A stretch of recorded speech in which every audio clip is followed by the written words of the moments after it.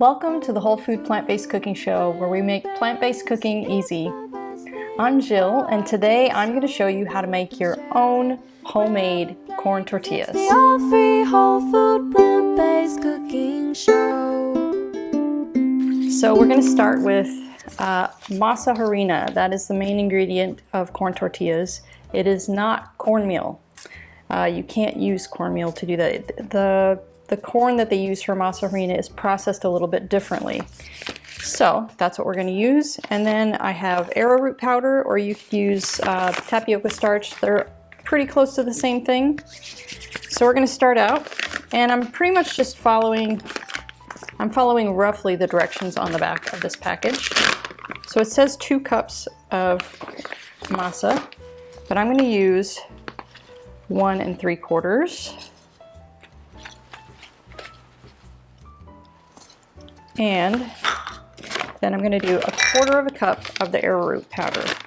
And I do that because typically if you just use the masa, it tends to be a little bit dry and your tortillas have a tendency to crack and break. So the arrowroot powder keeps it a little bit softer so that they don't break when you fold your taco or whatever you're using them for. Okay, so I'm just going to basically stir this up just a little bit before we add any of the liquid. And I already heated up some water. I heated it up in my teapot.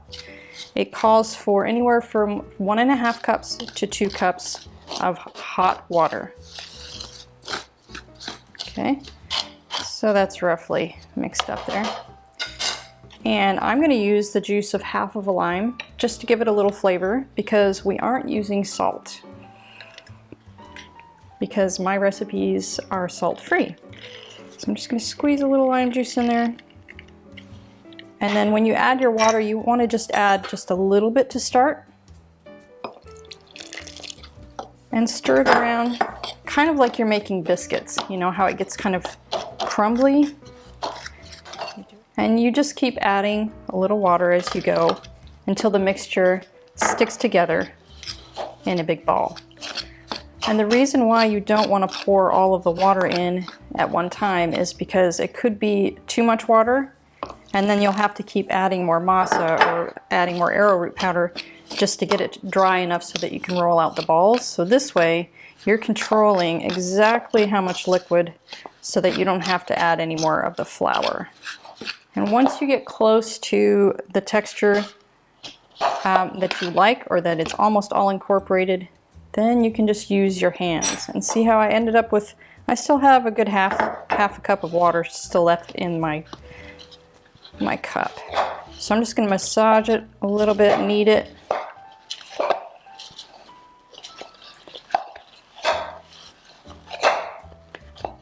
Okay, now I'm just going to take it out onto my countertop here. And I'm just going to press it into a nice round mound with a flat top on it so that I can cut it. And this is how I'm going to keep a very uniform size to all of my tortillas. So I'm going to cut it in half, and then in quarters. I'm just going to keep cutting them like that. And this recipe makes about 8 tortillas that will be about this size, which is a pretty decent size of tortilla. Maybe a little bit bigger if you can squish it out even flatter. And then you just roll the balls. Okay, so now that we have our balls all rolled out, I've got my handy dandy little tortilla press here. This is something, you can just pick one of these up.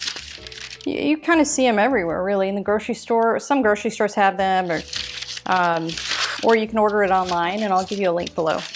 And to keep the masa from sticking to this iron, the cast iron, I'm going to use a piece of parchment paper that I just folded in half, and half goes on the top, half goes on the bottom.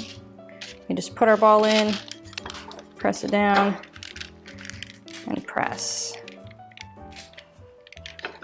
And it's kind of dependent on you how thin you want them. This is just kind of a medium. That that shape. And we've got this heating up. So I'm just gonna press these out, and then I'm gonna start cooking them. Okay, now that I have all of my tortillas pressed, and one little tip, I've saved these. There's a brand of tortillas, I don't remember which ones they are, that are gluten-free that have these little rice papers in between. So I save them so that I can use them to separate my tortillas, just to keep them from sticking together, because there's nothing more annoying than getting them all rolled out and them touching each other and gluing themselves back together. So we're just going to start frying these, and I basically fry for a minute to a minute and a half on one side, and then I flip them. And it's really just a matter of preference how much you like yours cooked. Okay guys, the first one is cooked. Look at that, and it's still kind of nice and soft. I'm going to throw another one on here while I'm waiting. And it's usually, you know, the first one's usually the one that takes the longest because the pan's not quite tempered yet. But then the second one, you're rolling. So, whew, that's hot. Just gonna break off a little. I gotta try this. So this is something, you know, your kids can help. You know, it's really fun to use this little tortilla press and enjoy it with a delicious soup or use it for tacos. But I think my very favorite is for after dinner. I put a little bit of peanut butter and jelly on there and eat it for a snack. I'll see you next time.